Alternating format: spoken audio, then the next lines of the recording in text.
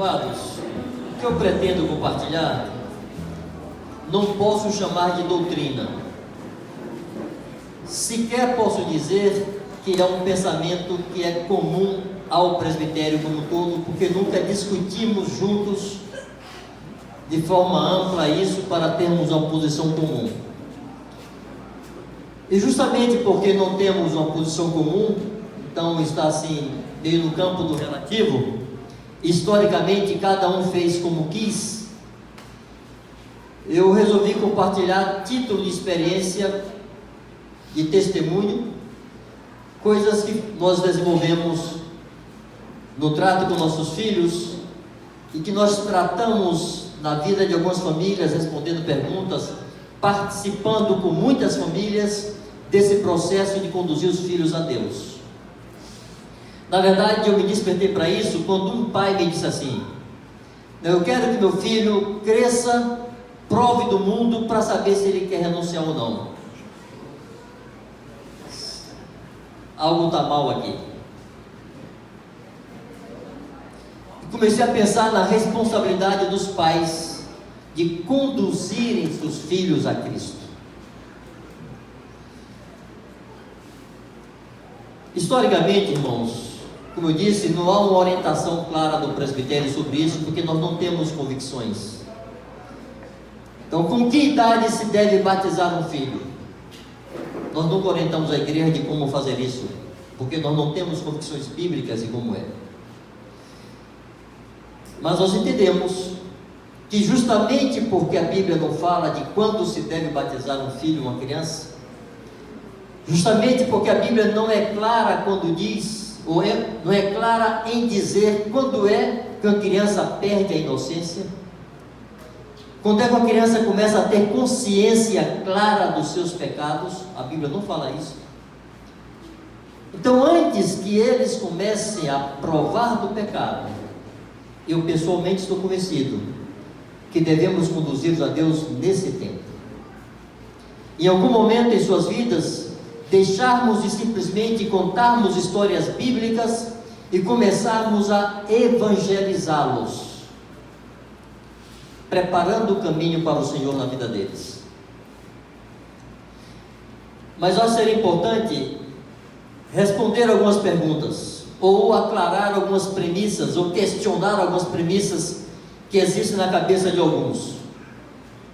Por exemplo, alguns pais dizem assim: não vale a pena evangelizar uma criança porque elas não entendem, elas não têm entendimento. Me parece que é o contrário. Jesus disse: se qualquer um de nós adultos não nos tornarmos como uma criança, não entraremos no reino dos céus. A criança tem um tipo de desarmamento, de desprevenção, de falta de vacina contra Deus que um adulto não tem, e ela recebe com simplicidade toda a verdade, recebe e crê. Irmãos, os filhos, até certa idade, e essa idade cada vez está diminuindo mais, mas eu vou arriscar aqui 12 anos, início de puberdade, os filhos acreditam nos pais, quase têm eles como heróis. Os pais não mentem, os pais não enganam, os pais normais, né? Os pais sérios. A partir dessa faixa de idade, início de puberdade, duas coisas começam a acontecer, que essa relação de confiança começa a ficar estremecida. A criança começa a ter muita informação, algumas inclusive que os pais não têm. Ela começa a questionar a sabedoria dos pais, questionar o conselho dos pais. Daí para questionar a motivação dos pais, é um passo muito curto. Daí para achar que o pai e mãe proíbe isso e aquilo porque não ama, porque não entende, porque não respeita seus direitos ou sua liberdade, é um passo muito pequeno. Junto com isso, começa a despertar a sexualidade. O interesse sexual nasce. Esses dois elementos formam uma mistura muito perigosa. que pode levar os pais a perderem seus filhos nessa hora. Perder o acesso, perder o coração, perder os ouvidos, perder os afetos serem substituídos, os interesses serem substituídos, a vontade de estar com o pai e mãe ser substituída pela vontade de estar com os amigos e amigas, com os colegas. Então é importante para mim que até essa fase, que eu aqui estou dando apenas uma referência de tempo de 12 anos, os pais conduzam seus filhos a Cristo. Irmãos, eu tenho experiência de ter 3 filhas que se batizaram na sua infância, e um filho que se batizou na sua juventude, já saindo da adolescência. Eu sei o que é ter filhos que tem dentro de si a habitação do Espírito Santo e fé depositada por Deus, nessa fase de idade dos 13 aos 16. Eu sei o que é ter um filho sem essa habitação, sem essa fé e sem essa presença de Deus, sem essa nova consciência para com Deus. Eu vou contar parte dessa história mais adiante. Então, essa premissa de que as crianças não entendem não é verdadeira. Jesus disse aos judeus que queriam impedir seus discípulos que as crianças chegassem até Ele. Jesus disse que não devemos impedir as crianças, não embaraçá-las. Quando os discípulos tentaram fazer aquilo, irmãos, era mais por um traço cultural. Naquela cultura, e até hoje assim, no mundo árabe, criança não se mete em conversa de adulto. Esse tempo que eu passei lá no norte da África, mais de uma vez, na rua, eu vi a seguinte cena: 2 adultos conversando, uma criança passa pelo meio, pof, toma ali um cachação, como se diz o baiano, e sai catando ficha. O pai vem logo atrás e bate palma para quem bateu no filho dele. Quem já viu passar no meio da conversa de 2 adultos? Ou seja, a criança não tem vez. Uma vez meu filho chegou em casa assustadíssimo, com os olhos arregalados, disse: que foi, filho? Meu pai, o professor pegou o aluno com cadeira e tudo e jogou pela janela. E os pais do aluno não achavam ruim.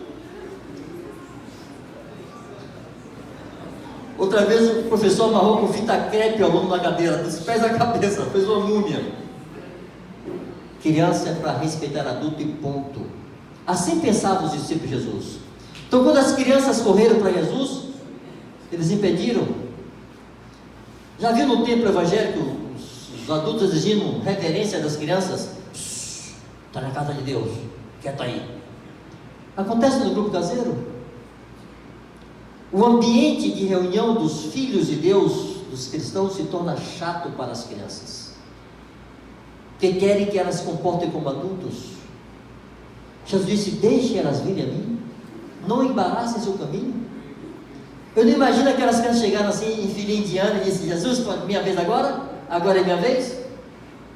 Eu imagino ela chegando e se lançando no pescoço dele, e sentando em seu colo, e sendo abençoada por ele, abraçada, beijada. Eu temo que às vezes nossa forma de conduzir impede as crianças de chegarem, e por trás disso pode estar um falso entendimento de que criança não entende. Jesus compreendeu diferente. As crianças entendem e Ele quer que elas se cheguem a Ele. Segunda premissa: se batizar muito cedo, justamente porque não entendem, quando crescem se desviam. Olha aí, quanto filho de irmãos se batizou cedo e está no mundo hoje? É verdade, isso é uma estatística, mas não define a ação que temos que tomar, porque existem pelo menos 3 outras estatísticas a serem consideradas. Primeira, quantos não se batizaram pequenos, nem adolescentes, nem jovens e nem adultos, e foram para o mundo igual? Segunda, quantos se batizaram pequeninos e estão firmes até hoje? Alguns dos que aqui estão podem testemunhar isso. Roberto, Sérgio. Eu tenho 3 filhos assim. 2 se batizaram com 11 anos, uma se batizou com 9 anos, nunca tiveram crise de fé, nunca pediram licença, nunca pediram tempo, estão casadas, são mães de filhos, e se batizaram crianças. E uma terceira estatística: quantos adultos se batizaram adultos e foram para o mundo? Então, por que alguém foi para o mundo, tendo se batizado adulto, não se batiza mais adulto por isso? Se não vale para o adulto, por que tem que valer para a criança? Então essa estatística, irmãos, não me convence. Vai crescer e vai se desviar. Não é verdade. Tem que ser outro elemento que defina isso. Terceira premissa: você precisa, filho, primeiro ter uma experiência com Deus. Alguém sabe definir o que seria uma experiência com Deus? Suficiente para convencer um pai que aquele filho teve a tal experiência? Como são as histórias dos adultos, discípulos nossos, inclusive, que nós batizamos? Eles ouviram o Evangelho, eles entenderam, eles creram, se arrependeram e foram batizados. Pouquíssimos de experiência sobrenatural. O céu não desce, a terra não sobe, não tem coluna de fogo, não tem anjo, não tem nada, não tem trovão, não tem raio. Ouve, entende, crê, se arrepende e se batiza. Se serve para um adulto, por que não serve para uma criança? Qual é o tipo de experiência que a criança tem que ter, que convença o pai de que ela teve experiência com Deus? Irmãos, não estou dizendo que as crianças não podem ou não devam ter experiências com Deus. Eu conheço muitos casos entre nós de crianças que tiveram experiências fantásticas com Deus. Faz parte das nossas orações que Deus levante uma geração que tenha experiência com Ele, que o conheça na sua mais tenra infância, que prove de Deus, que aprenda a ouvir Deus, que reconheça a voz de Deus, que seja cheio do Espírito Santo, que manifestem dons espirituais cedo. Não estou falando contra isso, estou dizendo que é subjetivo demais condicionar o batismo de uma criança a uma experiência que ela possa ter com Deus. Se eu não faço isso para os meus contatos na rua, por que vou exigir isso de meu filho? Quarta premissa que eu questiono: filho, você precisa primeiro ter convicção de pecado. O que seria na cabeça desse pai convicção de pecado? Vou contar algumas histórias de minha casa. Um dia estávamos na rua com as 3 meninas. Já era bebê ainda, era pequenina. Jeane devia ter uns 7 anos e aprontou alguma. Nós dissemos: ó neguinha, isso aqui não se faz, em casa nós vamos conversar. Mas nos demoramos na rua, nos envolvemos com muitas coisas, voltamos para casa e eu me esqueci. Chegamos tomamos banho, sentamos para tomar o café da noite, então, etc. Beijinho, botar para dormir. Quando eu já estou recolhido em meu quarto, batem na porta. Quando eu abro a porta, está aquela neguinha, cheia de sono. Olha, pai, minha varinha, pai. O que levou aquela menina de 7 anos a perder o sono? Se não foi convicção de pecado? Convicção de erro. Não conseguia dormir. Queria ser corrigida. Disse: ô filha, me desculpe, me esqueci. Saiu, sentou, conversou, disciplinou, botou no colo, orou, beijou e foi dormir em paz. Quantas vezes nossos filhos trouxeram à luz coisas erradas que eles fizeram? Nunca aconteceu com vocês? Houve várias experiências nossas, das meninas chegarem da escola e dizerem: pai, lá, mãe, lá na escola fizemos isso, isso e isso. preciso ser corrigida. E ser corrigida. Eram crianças. Quando a criança é corrigida de forma correta, sua consciência é pacificada, ela é reconciliada com os pais e com Deus, ela fica em paz. Me lembro que, conversando outro dia com o Reginaldo, ele disse: Vanjo, eu não me lembro do que você me ensinava não, do que você pregava para mim, quando eu estava ouvindo o Evangelho, mas eu me lembro da sua casa era muito estranha, e entre outros exemplos, falou dos filhos. Disse: um dia eu estava lá conversando com você, sua filha aprontou, você pediu licença, entrou no quarto, daqui a pouco eu ouço um momento de silêncio primeiro, um tempinho, daqui a pouco, tá! Eita, a menina está apanhando por minha causa. Passa um tempo, silêncio de novo, e você sai do quarto de mãos dadas com ela, e ela feliz, sorridente. Ele disse: eu pensei, que menina esquisita, como é que... Toma Olivar e sai feliz. Estava de má consciência, recuperou a boa consciência. Houve experiência que para mim é emblemática nessa questão. Um pai aqui entre nós, que o filho pediu para ser batizado, um menino de 12 anos, o pai disse: não, filho, você precisa ter convicção de pecado, você nunca demonstrou convicção de pecado. E a resposta do garoto disse: pai, quer dizer então que aquilo que você fazia comigo, todas as vezes que eu errava, que você me levava no quarto, me mostrava por que eu errei, mostrava meu pecado, me disciplinava, depois orava comigo e dizia assim: o sangue de Jesus purifica em todo pecado, filho. Pai, aquilo não era verdade? Você estava brincando? Como é que explica agora? Irmãos, nossos filhos levaram a vida tendo convicção de pecado, reconhecendo seus erros, confessando os seus erros, pedindo para serem corrigidos. Como assim não tem convicção de pecado?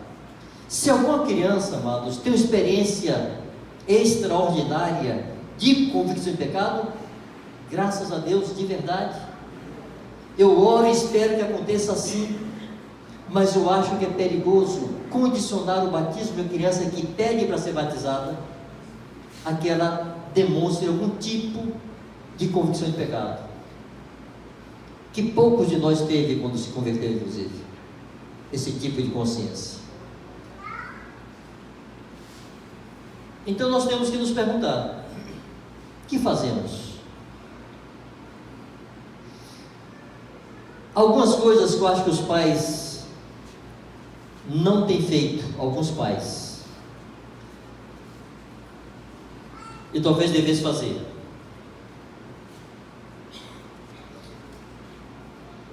Eu quero usar uma figura bíblica para tentar ilustrar isso. É o que eu chamo dos filhos do deserto. Vocês conhecem a história? O povo de Israel saiu do Egito. Antes houve todas aquelas pragas, 10 pragas. Deus julgou o Egito, Deus destruiu o Egito. Por último, matou os primogênitos todos, humanos e de animais. Depois abriu o mar vermelho, o povo passou, Deus fechou o mar vermelho e afogou o exército de Faraó, e aquele povo pegou o deserto em direção a Canaã. Passaram 40 anos ali, e naquele deserto nasceram filhos que não foram escravos, mas contudo não estavam na terra prometida ainda, nasceram no caminho. Já aconteceu com vocês que têm filhos jovens, ou tiveram filhos jovens que já são adultos, ou estão ainda aí na adolescência ou na mocidade, ou conhecem histórias de filhos que perguntam assim, ou se expressam assim: sabe, meus pais andaram no mundo, provaram de tudo, e agora querem me proibir. Deixa eu provar também. Deixa eu experimentar para saber. Eles não vieram do mundo, eu também me converto depois. Eu temo que na maioria desses casos os pais não contaram para seus filhos sua história de escravidão, e ainda é transmitido para o filho a ideia romântica de mundo, que o mundo é bom, mas temos que renunciar a ele, senão vamos para o inferno. O mundo não é bom, amados. Eu me converti com 18 anos, filho de pais crentes, me casei virgem, mas me arrependo tanto de ter demorado tanto para conhecer a Deus. Quanta vergonha eu sinto dos meus pecados de adolescência. É o que Paulo fala em Romanos 6:21. Naquele tempo, que resultado escolhestes? Somente as coisas de que agora vos envergonhais. E os pais muitas vezes não relatam para os seus filhos da vergonha que eles têm da vida de pecado que levaram. E os filhos não conhecem a dimensão do resgate de seus pais do mundo e do pecado. Então a igreja se torna um lugar chato e enfadonho, limitador, como o deserto era para aqueles filhos que nasceram lá. Lugar chato, enfadonho, rotineiro e limitador. Tem que ficar aqui, comer esse pão que cai do céu. Chegaram a chamar de pão vil, desprezaram o que Deus lhes dava. Mas aquela geração não sabia o que tinha se passado no Egito. Então imagine a seguinte cena. Vamos aqui imaginar duas cenas para tentar ilustrar a nossa realidade com nossos filhos hoje. Cena A: um filho de 10 anos está de manhã cedo, antes do sol nascer, catando um maná no chão com seus pais, com seu pai. Diz assim: pai, me explica aqui, que negócio é esse? Todo dia a gente tem que vir aqui pegar esse pão, e quando o sol nasce esse negócio derrete, e se não pegar a gente fica com fome. Que negócio é esse? O pai diz: ó filho, está na hora de contar a história. É o seguinte, nós éramos escravos lá no Egito, mas aí o nosso Deus, o Deus de Abraão, levantou um homem chamado Moisés, que nos tirou do Egito com muitos sinais. Olha, filho, foi sinal demais, foi muito prodígio. Atravessamos o Mar Vermelho, Deus abriu, depois Deus fechou e nos trouxe para aqui. E agora nós estamos indo para uma terra que manda leite e mel, e até lá fique tranquilo, porque Deus é fiel e não vai faltar pão. Isso aqui é pão do céu que Deus nos dá. Ok. Cena A. Cena B: um outro filho, com outro pai, faz a mesmíssima pergunta nas mesmas condições. Pai, que negócio é esse desse pão que tem que catar aqui, esse maná do céu, essas escamas doces que depois derretem com o sol? O que é isso? Aquele pai para, olha para aquele filho com muita solenidade e diz: filho, está na hora dele contar essa história. E não faz rapidamente. Ele diz: filho, nós éramos escravos do Egito. Aí ele tira a capa dele e mostra as costas toda marcada, cicatrizes de todo tipo. Filho, você sabe o que é isso aqui? Foi o chicote dos egípcios. Nós éramos obrigados a carregar cargas, nós tínhamos que recolher a palha, nós tínhamos que pegar o barro, nós tínhamos que fazer tijolos, e era debaixo de chicote. Era humilhante. Ele diz: filho, você sabe por que seu pai manca de um pé? Aquele pai era meio... Um dia eu caí sob a carga, e um egípcio me golpeou com um bastão e quebrou meu pé. Por isso eu manco até hoje. Aí esse pai começa a chorar e diz assim: filho, mas não é só isso. Essa não é a pior parte, filho. Você teve 2 irmãos, Caleb e Samuel. Nunca esquecerei, filho, o dia que os soldados egípcios entraram em nossa casa, as 2 vezes, e arrancaram o nosso bebê de nossas mãos, e sua mãe desesperada gritando, e não podíamos fazer nada, e os lançaram no rio Nilo para serem devorados pelos crocodilos. Filhos, nós não podíamos ter filhos, homens. Faraó matou todas as crianças masculinas. Se você nascesse lá, filho, você não existiria. Você teria o destino que seus irmãos tiveram. Mas, filho, o nosso Deus, o Deus de Abraão, ouviu o nosso gemido, ouviu o nosso clamor, chegou até os céus o nosso pranto, e Ele nos visitou, e levantou Moisés, profeta de Deus, e ele sai contando todas as pragas, uma por uma, detalhadamente: água em sangue, sapos, moscas, piolhos, sai contando uma atrás da outra, e o que aquilo causava nos egípcios. Falava do poderio do Egito e falava do juízo de Deus, como Deus humilhou aquela potência mundial, como Deus humilhou o Faraó, como Deus matou o filho de Faraó e todos os primogênitos do Egito, como marcaram a ombreira da porta com o sangue do cordeiro. Contava a história da Páscoa, do anjo que passou e os poupou. Contava o mar vermelho se abrindo detalhadamente. Contava do outro lado, assustados, vendo os carros de Faraó entrarem no mar, e contava jubiloso as águas se fechando sobre eles, detalhadamente, a história da sua redenção, como foram livres de uma escravidão vil e humilhante. E dizia: filho, nós estamos nesse deserto, mas o mesmo Deus que nos tirou do Egito nos promete uma terra que emana leite e mel, e nós vamos para lá, e até lá esse Deus nos sustenta com esse pão. Isso aqui é pão do céu, é o maná de Deus. Eu lhes pergunto: o que ficou na cabeça do menino A é o mesmo que ficou na cabeça do menino B? E a pergunta é aos pais que têm filhos pequenos: vocês já contaram para eles o preço do seu resgate? A intervenção poderosa de Deus, de onde Deus os tirou? Irmãos, eu não vivi no mundo, não tive chance. Vivi no meio da igreja, não era convertido, não estava ali. Papai não nos dava a chance de viver no mundo, mas o mundo estava em meu coração. A minha conversão foi marcada por convicção de pecado, e minhas filhas e meu filho souberam como o pecado me marcou, e a luta que foi livrar-me das impressões que o pecado deixou em minha mente, e como Deus me livrou do império das trevas e me transportou para o reino do Filho do seu amor. Conte para seus filhos o quanto custou a tua libertação. Conte para teus filhos a vergonha de ter vivido no mundo.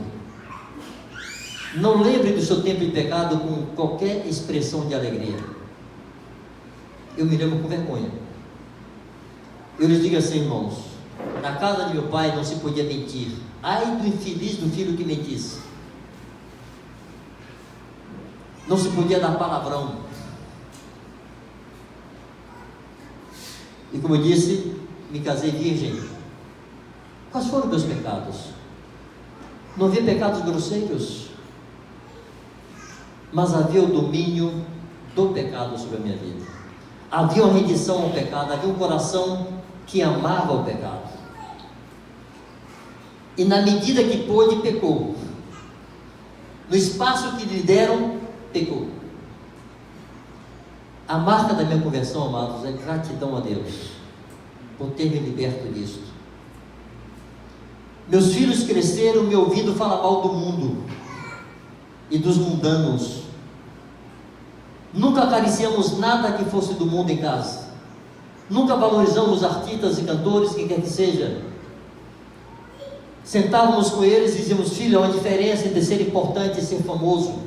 Fulaninho e fulaninha são famosos, mas não valem nada, não tem o menor valor para você, não tem importância nenhuma. O velhinho da esquina que vende pirulito é mais importante do que fulano e fulana de tal, porque te conhece e participa de tua história. E esse e essa famosa e famoso, quem são? Não ames o mundo, nem nada que no mundo há. Porque tudo que há no mundo, a concupiscência dos olhos, A concupiscência da carne e a soberba da vida não procedem de Deus, mas do mundo, e o mundo jaz no maligno. Pois bem,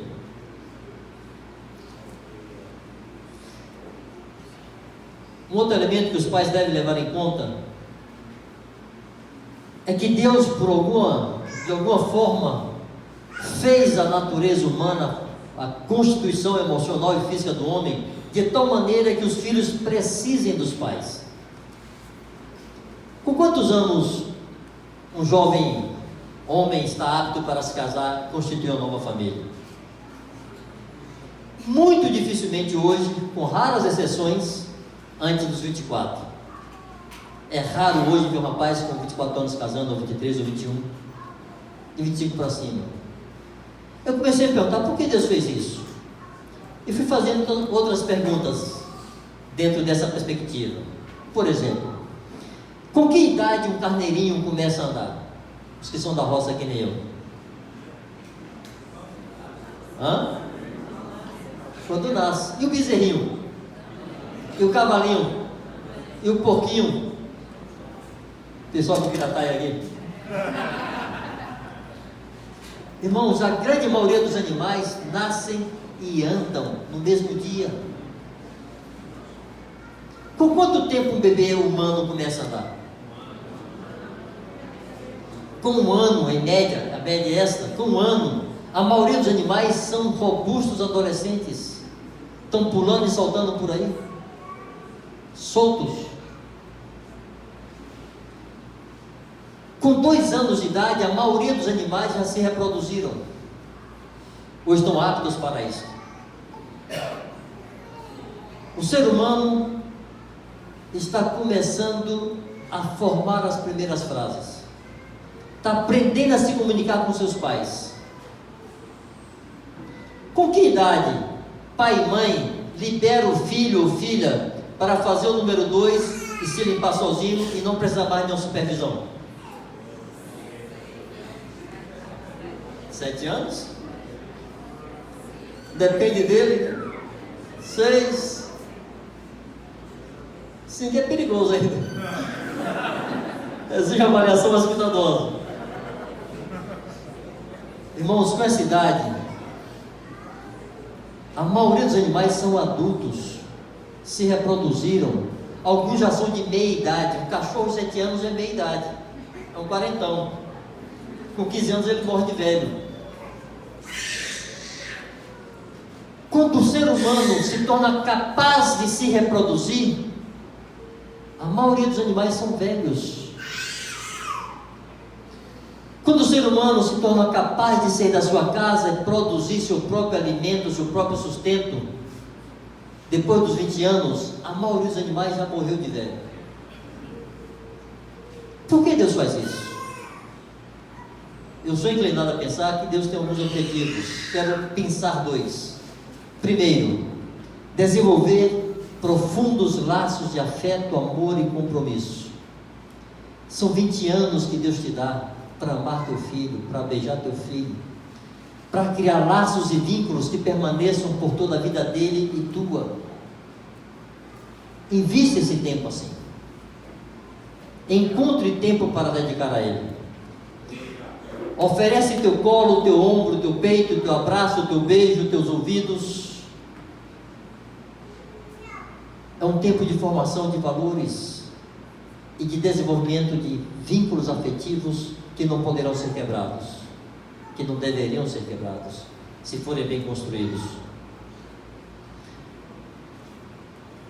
Para mim, esse é um dos principais motivos. Os pais devem tomar esse tempo para amar intensamente seus filhos. Uma das maiores expressões de amor é conduzi-los a Cristo.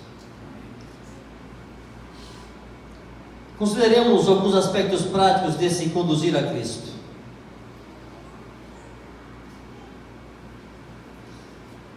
Um dos maiores conflitos que eu tive na hora de passar dessa fase de contar histórias para evangelizar os filhos é pensar assim: como é que eu vou dizer que essas meninas são rebeldes? Passaram a vida me obedecendo, confessam seus erros, pedem para serem corrigidas, como é que agora eu vou dizer vocês são rebeldes? Pensando nisso, nós fizemos uma abordagem diferente. Começamos a dizer para elas que elas precisavam nascer de novo. Lemos João, capítulo 3,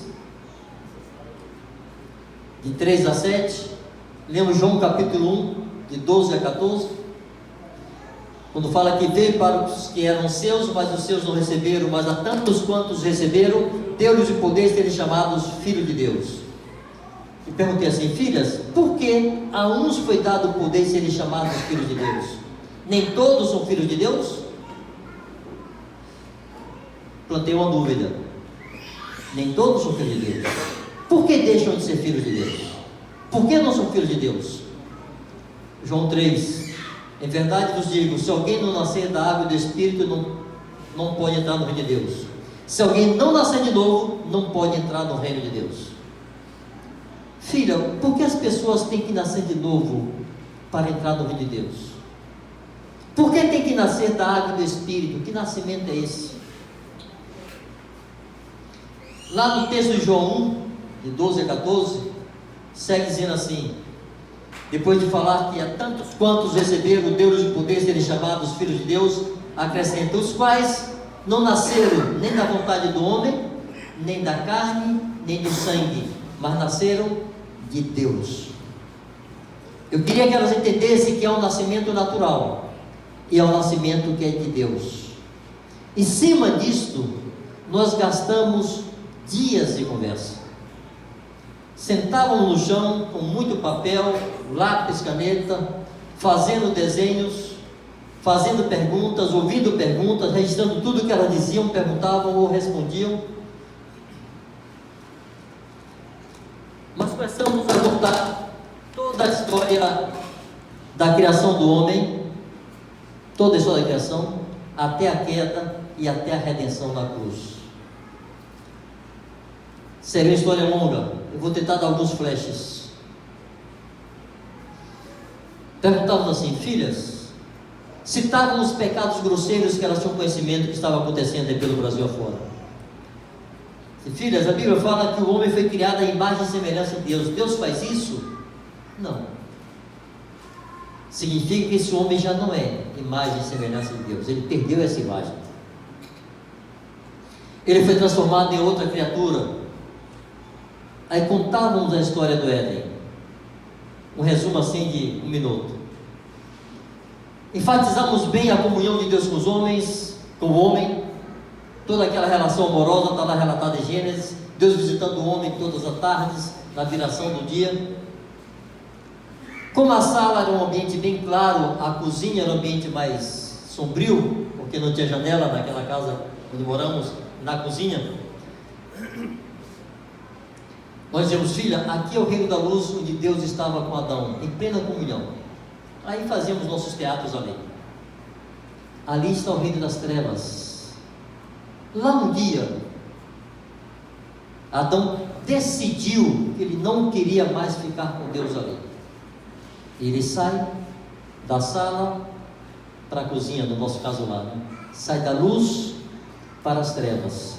Adão passa por uma porta, ele sai do reino de Deus e vai para o reino das trevas, passando por uma porta. A explorarmos bastante essa questão de Adão decidiu não precisar de Deus. Nos parecia que a palavra tornar-se independente de Deus ou rebelar-se contra Deus não seria de fácil entendimento. Assim, Adão decidiu não precisar mais de Deus.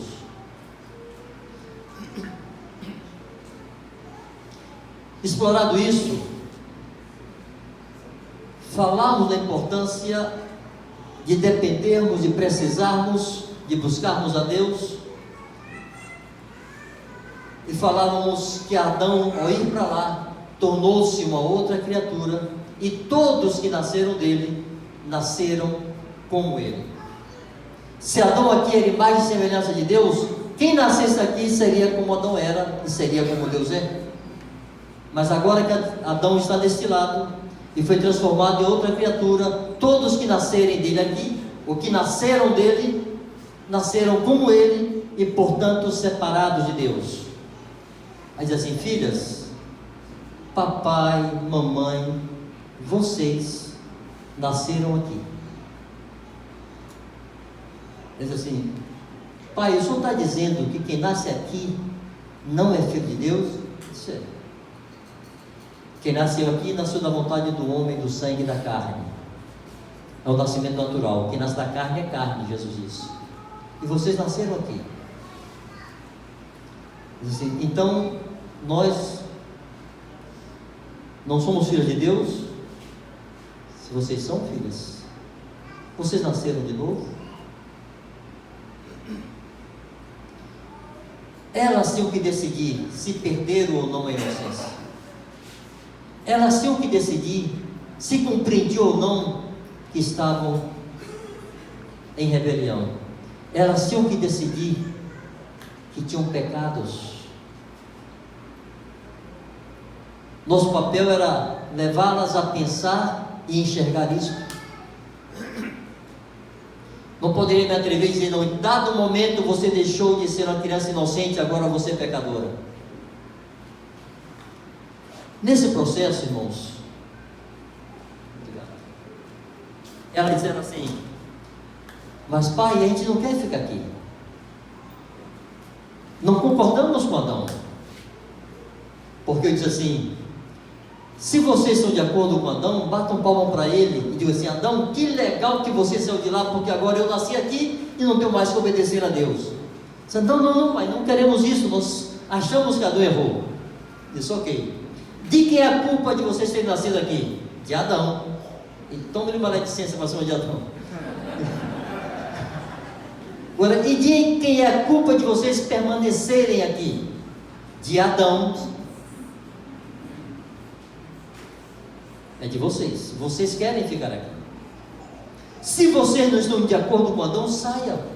Adão, saia desse lugar e volte para onde ele estava. Adão saiu do reino de Deus por uma porta, pois entre pela mesma porta. Há uma porta para vocês entrarem. Explorávamos a história da porta. E ela diz assim: então pai, a gente quer Deus. Bom, havia toda a história de preço e tal, de calcular a obediência para o resto da vida. Eu estou aqui, irmãos, fazendo um esforço enorme para reduzir conversa de meses em 10 minutos. Né? E dizer: não, nós queremos sim, de sua filha, mas não é assim simples não.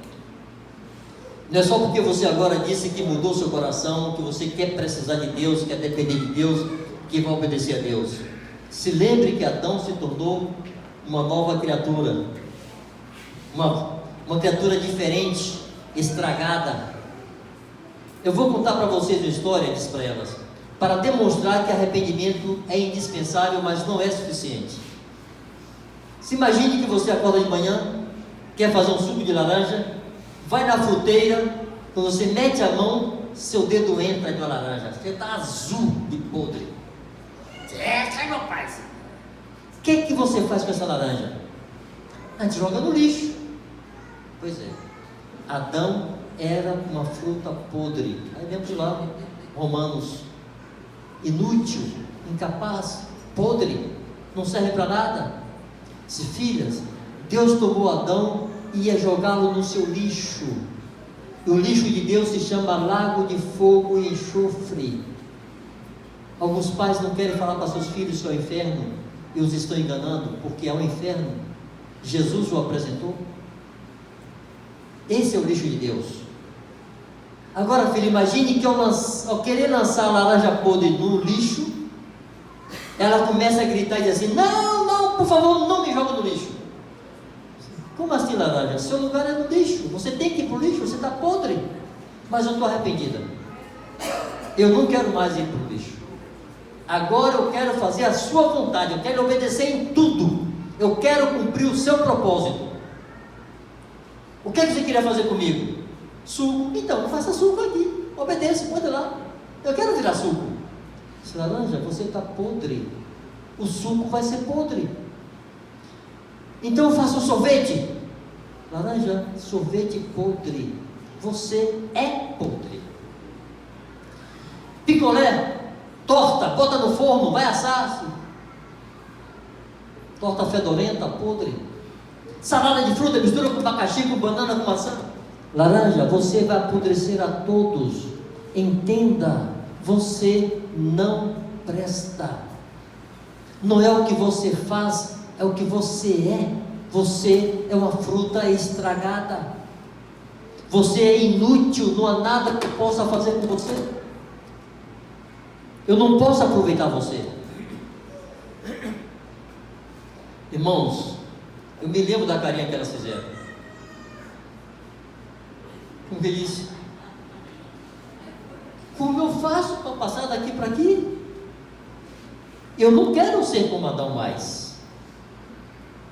Uma delas tinha 11 anos, a outra tinha 9 anos. Irmãos, elas estavam entendendo a história da redenção. Elas estavam entendendo que nós somos pecadores não porque cometemos pecados. Nós somos pecadores, nós cometemos pecados porque somos pecadores. Quando você vê um pé de coco desse tamanhozinho assim, ele não produziu coco ainda. Não coco não, viu? Coco normal. Você olha para essa plantinha nova e fica assim se perguntando: será que vai dar mamão? Talvez laranja? Acho que vai dar abacate. Não, isso aqui é melancia, com certeza garantida. Abacaxi. Você não tem essa dúvida. Aquela planta vai crescer e ela vai dar coco. Essa é a sua natureza. Amados, o ser humano vai crescer e vai pecar. Todos pecaram. Não é justo nem sequer. Seu bebezinho, nós temos alguns bebês aqui. Lembre-se, mamães, que são filhos de Adão e vão pecar. Fofos, lindos, vontade de beijar e morder, mas vão pecar, porque são pecadores. Quem ensina um menino a bater na mamadeira quando ele não quer mais tomar? Quem ensina uma criança a enganar quando é flagrada no erro? Quem ensina a criança a disputar brinquedo, morder a outra? Ninguém. É natureza humana pecaminosa. E os pais têm que olhar para seus filhos assim e pensar: eu tenho que conduzi-los a Deus, antes que provem do mundo e do pecado e gostem. Em cima dessa história da laranja podre, lhes falamos sobre o novo nascimento. Filhas, vocês têm que nascer de novo. Estão arrependidas? Pois agora precisam ser colocadas em Jesus. E vamos para Gálatas 3, 26 e 27, Romanos 6, explicar-lhes o que é o batismo em Cristo, ser colocado em Cristo, nascer de novo, receber a vida de Cristo, receber o Espírito Santo, ter a sua consciência renovada. Nesse dia saímos daquela sala, irmãos, e fomos para a praia batizá-los. A outra, que era muito pequenina, se batizou depois, também com 11 anos. Eu dei essa acelerada para poder falar que há um filho com o qual nós não fizemos isso. E o resultado foi diferente. Eu já me retratei com esse filho inúmeras vezes, sozinho, com um parente, com um incrédulo, de púlpito, em pregações minhas, com ele presente e com ele ausente. Nós estamos recém-mudados, nós estamos nos mudando para o norte da África, quando ele tinha essa faixa etária aí de 10 anos, 10, 11 anos, foi quando nós fomos para lá. E no ano de preparação de mudança foi uma loucura, estamos mudando de país, para nunca mais voltar aqui, esses eram os planos, não era uma coisa simples, e nós negligenciamos esse momento dele. Só que a sua natureza humana não quer saber, está crescendo e tomando consciência de pecado. Chegamos lá para se adaptar, aprender idioma, cultura, o projeto, a igreja, todas aquelas demandas, e eu segui negligenciando meu filho. Em um ambiente que não tinha igreja, não tinha irmãos, não tinha famílias cristãs, não tinha amigos cristãos. A carne é carne em qualquer lugar e quer pecar em qualquer lugar. Junto com isso havia uma cultura muçulmana anti-Deus, ante o nosso Deus, né? Ante Jesus, para ser mais claro. Eu tinha que ter dedicado àquele meu filho o dobro de tempo que eu dediquei às minhas filhas. E eu não dediquei nem a metade. Um dia me assustei quando ele questionou Deus. Ele tinha 13 anos. E para recuperar, ele não estava ateu não, mas ele tinha dúvidas perigosas, que não precisariam ter entrado em sua mente, que estragaram o seu coração. Dos 13 aos 16 anos, irmãos, a figura que mais ilustra o que eu acho que se passou conosco, quando você entra numa curva e perde o traçado, não sabe se o carro vai derrapar ou vai se aprumar.